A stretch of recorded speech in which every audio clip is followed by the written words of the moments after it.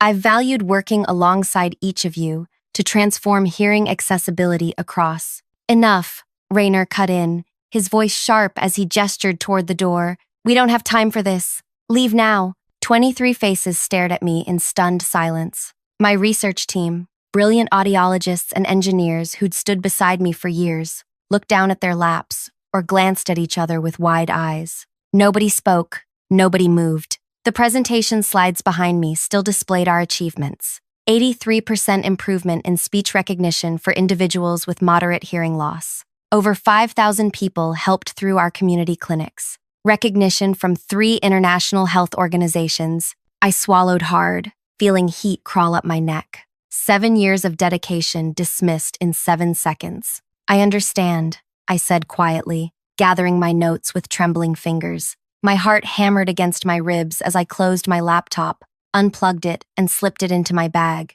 Rayner checked his watch impatiently. He'd been installed as technical director just 6 weeks ago, and this was clearly the moment he'd been waiting for. I looked at my team one last time. Lena, our signal processing genius, had tears streaming down her cheeks. Gustav, our oldest engineer, removed his glasses and wiped them furiously, unable to meet my eyes. Even Jace, always stoic and reserved, clenched his jaw so tight I could see the muscle twitching. It's been my greatest honor, I managed before walking out, my footsteps echoing in the absolute silence. Outside, spring sunshine felt like mockery. I made it to my car before the first sob escaped, pressing my forehead against the steering wheel as my shoulders shook. Everything I'd built, the technology that was helping thousands hear their loved ones clearly again, was now in the hands of someone who saw only profit margins and quarterly reports. I started the engine and drove away from Audiovant's headquarters for what I thought was the last time.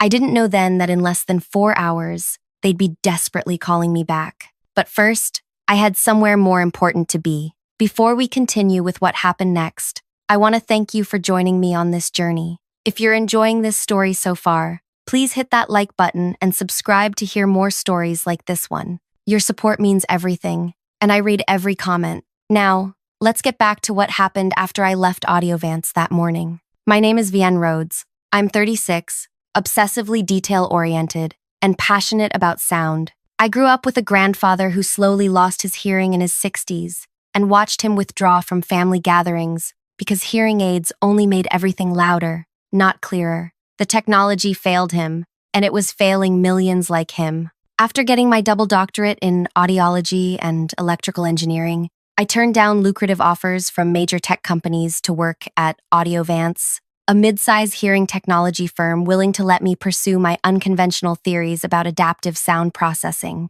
When I arrived at the weekend hearing clinic I'd established in Riverdale, a neighborhood most corporations wouldn't consider worthy of attention, I pushed everything else away. The clinic operated out of a renovated community center, nothing fancy, but equipped with everything we needed to help people who fell through the cracks of the medical system. Mrs. Amelia Gonzalez waited for me, her weathered hands folded neatly in her lap. At 78, she'd spent 40 years as a violinist in the city orchestra before gradually losing the higher frequencies in her hearing range. I missed the appointment time, didn't I? She asked, voice wavering. My bus was late. I glanced at my watch. It was 10:15, and her appointment had been for 10. You're right on time, I lied gently, leading her into our testing room. I have something special for you to try today. My phone buzzed in my pocket. I ignored it. Your granddaughter's recital is tomorrow, right? I asked, retrieving a small case from our prototype cabinet. Mrs. Gonzalez's eyes lit up. Yes, little Isabella, first chair violin at 8 years old. I haven't heard her play clearly in 2 years. I opened the case, revealing 2 tiny devices. These use our newest adaptive processing algorithm. Instead of amplifying everything, they identify musical tones and enhance their natural qualities. My phone buzzed again, and again. I switched it to silent. For the next hour, I worked with Mrs. Gonzalez, fine-tuning the settings as she listened to violin recordings. When I played a piece by Vivaldi, her favorite composer, tears welled in her eyes. I can hear the bow on the strings, she whispered. I had forgotten that sound. It was during this moment that my phone, though silenced, lit up repeatedly on the counter. 23 missed calls, 14 voicemails, 39 text messages. As Mrs. Gonzalez practiced inserting and removing the devices herself, I quickly scanned the messages. International Consortium arrived early, asking specifically for you. Board in emergency session. $80 million funding decision happening today. Where are you? Call immediately. The most recent one, from the board chair himself. Critical situation. Your presence required urgently. I put the phone down and returned my attention to Mrs. Gonzalez. How does that feel? Comfortable? She nodded, beaming. Perfect. What do I owe you for these? They're part of our community testing program. All I ask is that you come back next week and tell me how Isabella's recital goes. After Mrs. Gonzalez left, I had 3 more appointments. A retired construction worker with noise-induced hearing loss, a teenager with auditory processing difficulties, and a bus driver struggling with directional hearing.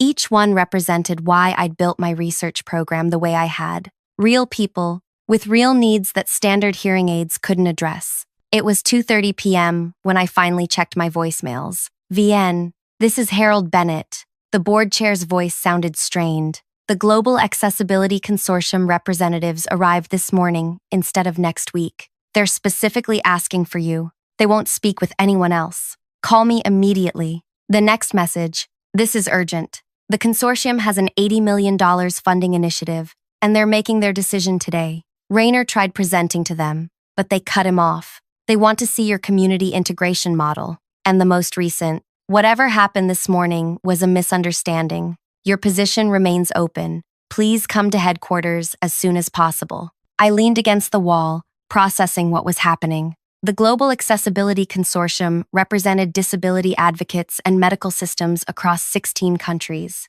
They'd visited our community sites and testing labs last month, impressed by our approach, prioritizing affordability alongside innovation. And apparently, they'd made their decision. I called Bennett back. Where have you been? He demanded. Working with patients at the Riverdale Clinic, the one Rayner called a waste of resources yesterday.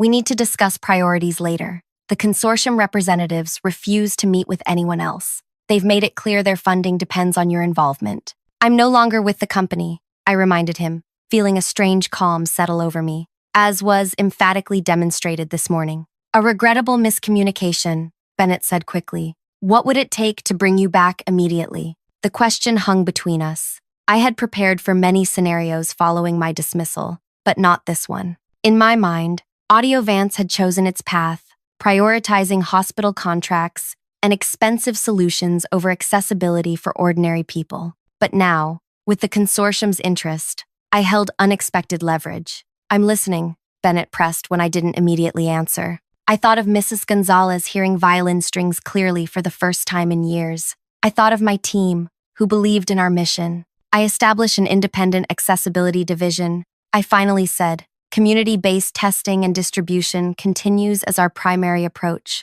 My team reports directly to me, not through technical management. We can't restructure the entire company because the consortium seems particularly interested in organizations with proven community integration. I cut in. Perhaps they'd prefer to back my independent venture instead. There was a long silence on the phone before Bennett spoke again. Come to the office in 1 hour. We'll discuss specifics. I ended the call and sat alone in the quiet clinic room, surrounded by the tools and technology I'd helped develop. A wild mix of emotions surged through me. Vindication, uncertainty, and something darker I wasn't ready to name. As I locked up the clinic, my phone buzzed with a text from Lena. What's happening? Board members running around like scared chickens. Rayner looks like he's about to explode. I simply replied, I'm coming back. Tell the team to wait for me. The drive to Audiovance headquarters took 30 minutes in afternoon traffic. I used that time to center myself, to remember what mattered. This wasn't about winning a corporate battle. It was about protecting the work that could help millions. Walking through the lobby felt surreal. The same security guard who'd watched me leave in tears hours earlier now nodded respectfully. In the elevator, I noticed my reflection, hair slightly disheveled, wearing jeans and a casual blouse from my clinic work, rather than my usual business attire. I hadn't dressed to impress anyone. Perfect. As the elevator doors opened on the executive floor, I saw Bennett waiting with 2 board members, Adira and Wilson. Their faces betrayed thinly veiled panic. They're in the demonstration lab, Bennett said without preamble. We told them you were at a community outreach event, which apparently impressed them even more. Who exactly is here? I asked as we walked briskly down the corridor. Teresa Ling, head of the consortium. Representatives from healthcare systems in Germany, Brazil, and Japan. 2 patient advocacy directors. They've been evaluating technologies for their next major funding initiative. I nodded, processing this information, and Rainer Bennett winced. He attempted to present our new hospital-focused direction. Miss Ling stopped him 15 minutes in and asked specifically where you were. We reached the lab door, and Bennett placed his hand on my arm. Vienne, the company needs this funding. Whatever happened this morning was not a miscommunication. I cut him off. It was a deliberate choice, and now you're making another one. I pushed open the door to find 6 people gathered around our demonstration table where my newest prototype sat. The 3rd-generation adaptive processor, designed to map individual hearing profiles and adjust in real time to different sound environments. Teresa Ling, a petite woman with keen eyes and a formidable reputation in accessibility advocacy, looked up first. Dr. Rhodes, she said, extending her hand. Your absence was concerning. I apologize. I was fitting one of our community members with a prototype, an elderly musician hearing her granddaughter's violin playing clearly for the first time in years. Teresa's expression warmed. That's precisely what we want to discuss. While your colleagues were showing us revenue projections, we'd rather hear about impact. Over the next hour, I demonstrated our technology, explaining how our approach differed from traditional hearing aids. Unlike standard amplification, our system analyzed sound patterns and enhanced clarity based on individual needs. I showed research data from our community testing, tracking improvements in quality of life. The most significant innovation isn't technical, I explained, pulling up results from our neighborhood clinics. It's distribution. By establishing community testing sites, we've reached people who would never access traditional audiological services. Dr. Himura from Japan nodded. This matches what we observed during our visit to your West Side clinic last month. The participants spoke highly of your personal involvement. From the corner of my eye, I caught Rainer shifting uncomfortably. He clearly hadn't known about their previous visit. We're interested in your plans for scaling this model, Teresa said. Our funding initiative aims to improve hearing accessibility across diverse populations and income levels. I took a deep breath. Actually, I've developed a comprehensive expansion strategy for community-based distribution and training local technicians. I'd be happy to walk you through it. Excellent. Teresa smiled. We have time now, if you're available. Bennett stepped forward. Perhaps we should discuss internally first. Dr. Rhodes appears capable of presenting her own work, Teresa interjected coolly. Unless there's a reason she shouldn't? The tension in the room thickened. Bennett retreated with a tight smile. No reason at all, he conceded. For the next 2 hours, I outlined my vision for expanding our community approach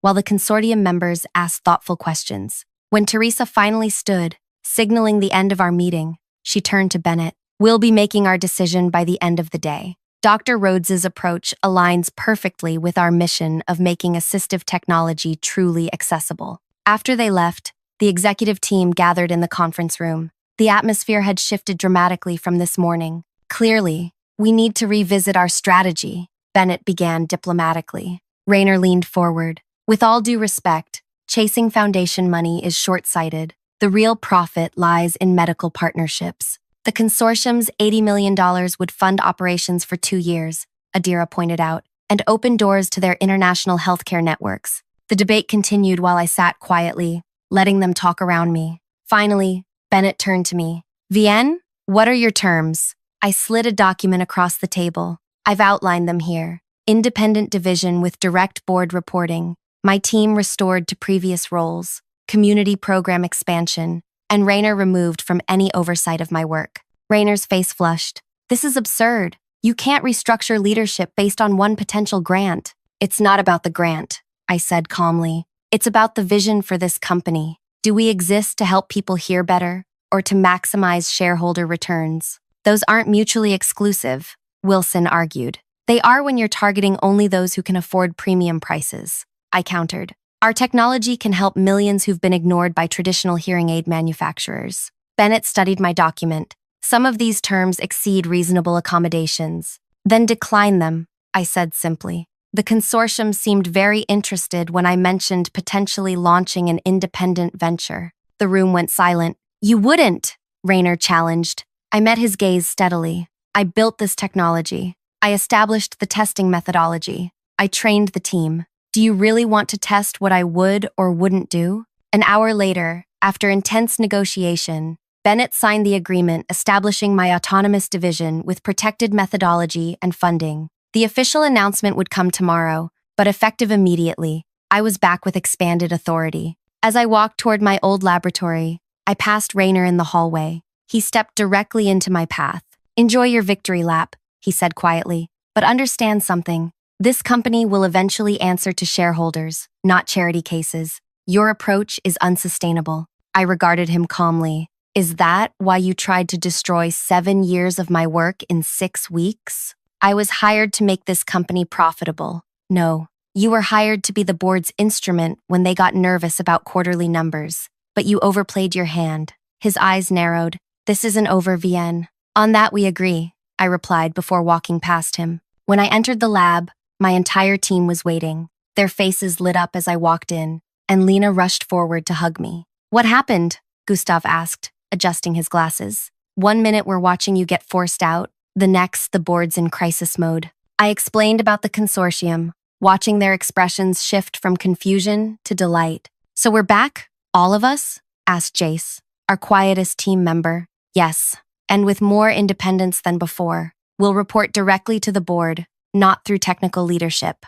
Lena grinned. "Meaning not through Rayner? That must be killing him." "He's been reassigned to regulatory compliance," I confirmed, effectively removed from product development. The celebration that followed was cathartic, laughter mixed with lingering disbelief. We were back, stronger than before. Later, as the team dispersed, Lena lingered behind. "I heard what Rayner was doing behind the scenes," she said quietly, "trying to patent modifications to your original designs under his name, telling investors our community approach was being phased out." I nodded. "I suspected as much. Aren't you angry? He nearly destroyed everything." I looked around the lab, our testing equipment, prototypes, the wall covered with letters from people whose lives we'd improved. "Anger isn't productive," I said carefully. "Understanding motivations is." Lena studied me. "You seem different. More strategic?" I suggested. She nodded slowly. "Should I be worried about what happens next?" I smiled. "Not if you're on my team." As the days passed, we fell back into our work rhythm. The consortium officially announced their $80 million funding, with Audiovance as the primary recipient. My division expanded, hiring new audiologists and engineers focused on accessible technology. From the outside, it appeared I'd gotten everything I wanted. My team, my research, my approach validated. The business magazines even ran profiles calling me the accessibility innovator changing how we hear. But beneath the surface, I hadn't forgotten what almost happened. How easily 7 years of work could be dismantled. How disposable I'd been made to feel. Rayner remained at Audiovance, diminished but not defeated. I occasionally caught him watching me during board meetings, his expression unreadable. We maintained professional distance, though tensions simmered whenever we occupied the same space. 3 months after my triumphant return, as Lena called it, Teresa Ling invited me to speak at the Global Accessibility Conference in Singapore. The invitation included a private note. "We should discuss your future beyond Audiovance." I kept the note to myself, not sharing it even with my team. Some decisions needed to mature in silence. The night before my departure for Singapore, I worked late in the lab, finalizing presentation materials. A notification popped up on my computer, a calendar reminder for the quarterly board meeting scheduled during my absence. Out of habit, I clicked to view the agenda Bennett had distributed. The last item made my heart stop. Strategic realignment, evaluation of autonomous division structure and integration options. I checked the recipient list. My name wasn't on it. This version of the agenda had been sent only to board members, and I noted with a chill, Rayner. They were planning to use my absence to reevaluate my division's independence. 3 months of success meant nothing against corporate instincts. I closed my laptop slowly, a strange calm settling over me. All this time, I'd been playing chess while believing the game was over. But the board, with Rayner's influence, was still moving pieces. My phone buzzed with a text from Gustav. Strange meetings happening in finance department. Overheard discussion about restructuring autonomy and streamlining innovation channels. Something's coming. I texted back.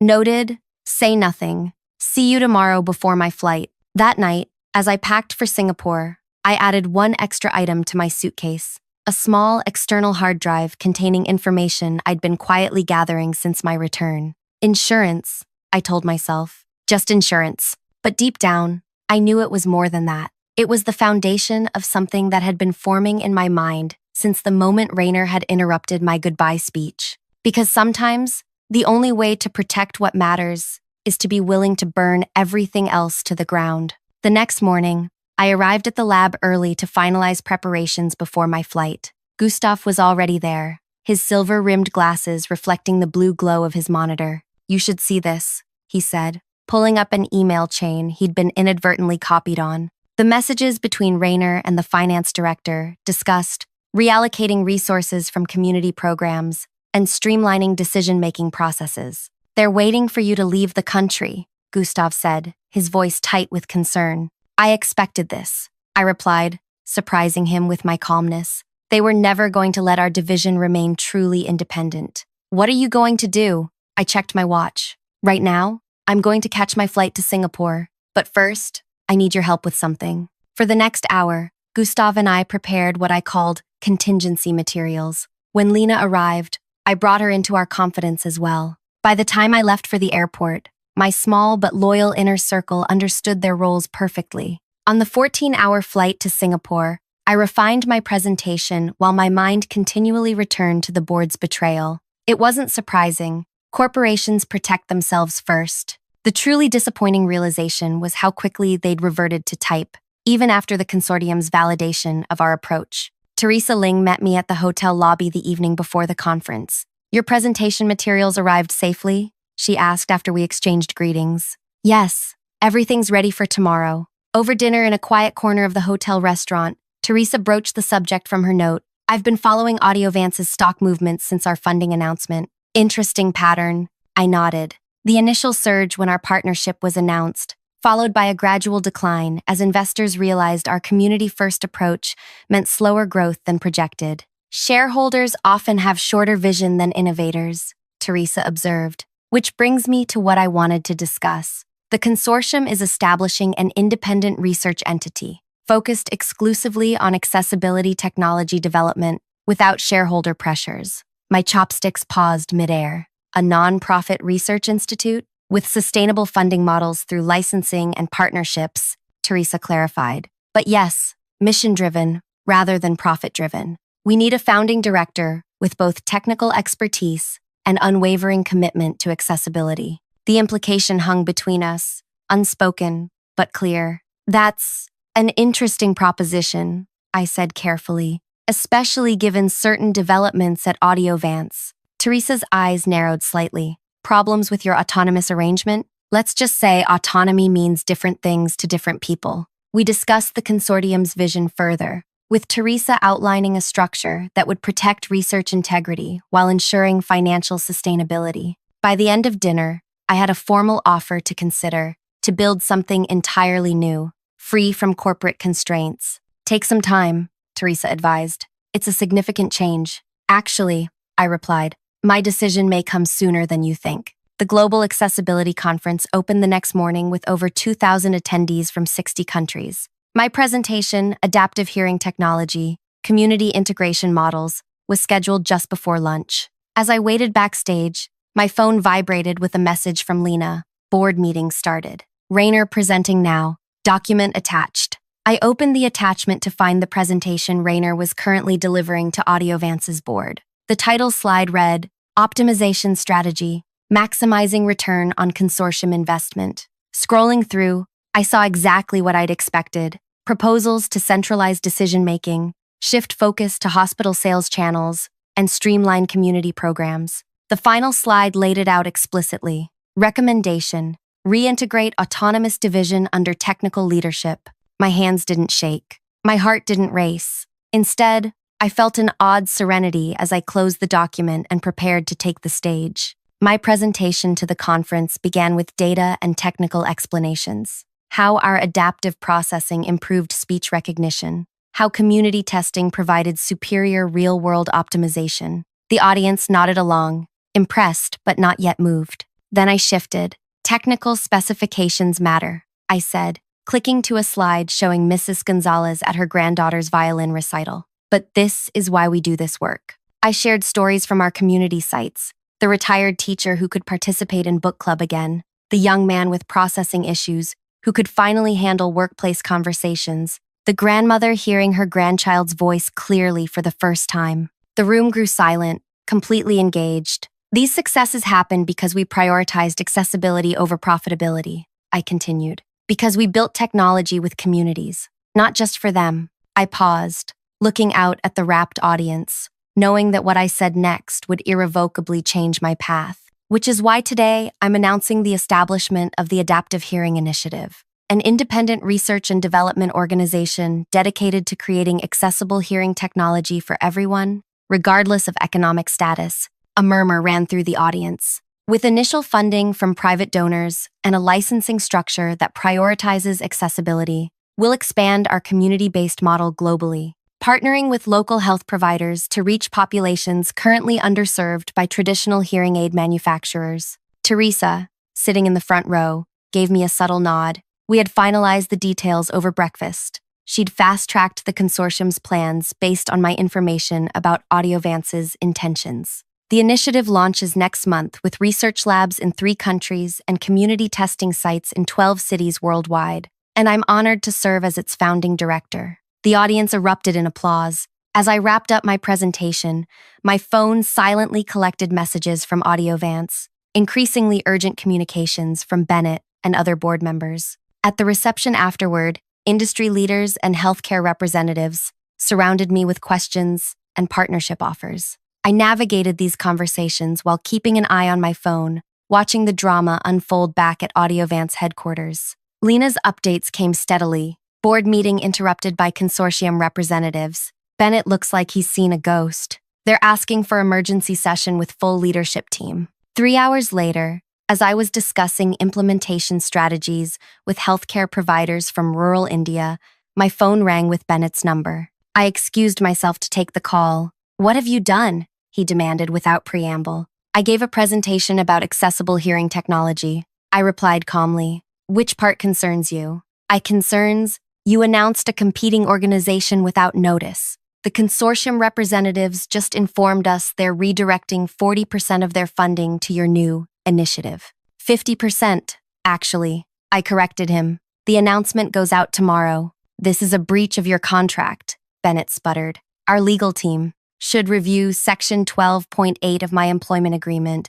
I interrupted. "The non-compete clause specifically exempts nonprofit research organizations focused on accessibility, a provision I insisted on during our renegotiation." Silence stretched between us. "You planned this," he finally said, his voice hollow with realization. "No, you planned to dismantle my division the moment I left the country. I simply prepared for that eventuality." "The board never voted on any changes," he protested weakly. Yet Rayner's presentation to the board today clearly outlined those exact changes. Curious timing. Another lengthy pause. "What do you want?" "Nothing from Audiovance. My resignation letter has already been delivered to Human Resources, but my team deserves better than what you planned for them." "What does that mean?" "It means 16 of Audiovance's top audiologists and engineers have already received offers from the initiative. Competitive salaries, research freedom, and genuine commitment to their work." I could almost hear Bennett calculating the damage,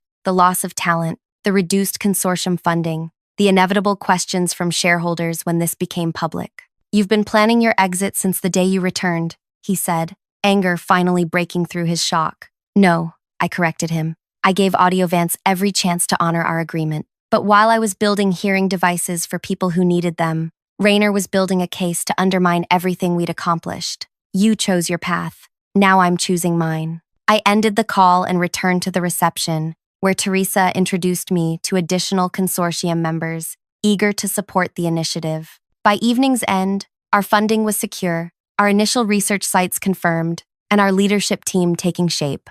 Later that night, alone in my hotel room, I received one final message from Lena. Rayner just cleared out his office. Board asked for his resignation after emergency session. Gustav and I accepted our offers. 14 others did too. "When do we start?" I smiled, feeling the weight of years lift from my shoulders. We already have. 2 weeks later, I stood in our new headquarters, a renovated warehouse with research labs, meeting spaces, and an open concept design that facilitated collaboration. The Adaptive Hearing Initiative's mission statement hung in the entrance. Clear sound for every ear, accessible to every person. Our team, expanded now to 30 researchers and technicians, buzzed with energy as they set up equipment and testing stations. Many had followed me from Audiovance, but others came from universities, competing companies, and healthcare systems, drawn by our mission. Audiovance's stock had dropped 18% since my announcement. Industry analysts questioned their ability to fulfill the consortium's requirements with their depleted research team. Rayner had disappeared from the industry entirely, his reputation tarnished by what financial news delicately called strategic mismanagement. As I walked through our community testing area, where real people would help refine our technology, Teresa joined me. "The first community sites open next week," she noted. "Impressive timeline. We're building on proven methods," I replied. "And motivated people work quickly." She studied me for a moment. "You never wanted revenge against Audiovance, did you?" I considered this as we watched my team calibrating equipment, their excitement palpable. "No, I wanted to protect the work. The people who need this technology don't care about corporate politics." "Still, I can't help but appreciate the poetry," Teresa observed. "They tried to silence you twice, and each time, it only amplified your voice. And now, the hearing of thousands more people." I smiled at the metaphor. In acoustics, we call that constructive interference, when waves align to create something stronger than either could alone. 2 days later, we welcomed our first community participants, including Mrs. Gonzalez, who'd agreed to help test our newest music-focused algorithms. As she settled into our testing area, she noticed our mission statement. "This is why I followed you here," she said, adjusting her hearing device. "At Audiovance, I was a patient. Here, I'm a partner." In that moment, watching her eagerness to contribute, I knew with absolute certainty that I'd made the right choice. Not just for me, or for my team, but for everyone who deserved to hear the world clearly. Thank you so much for staying with me through this entire story. If you connected with Vienne's journey of resilience and purpose, please hit that like button and subscribe for more stories about people who refuse to be silenced. I'd love to hear in the comments about a time when you turned a setback into something even better than what you originally had. Remember, sometimes the most powerful response to being interrupted isn't to raise your voice, it's to change the conversation entirely.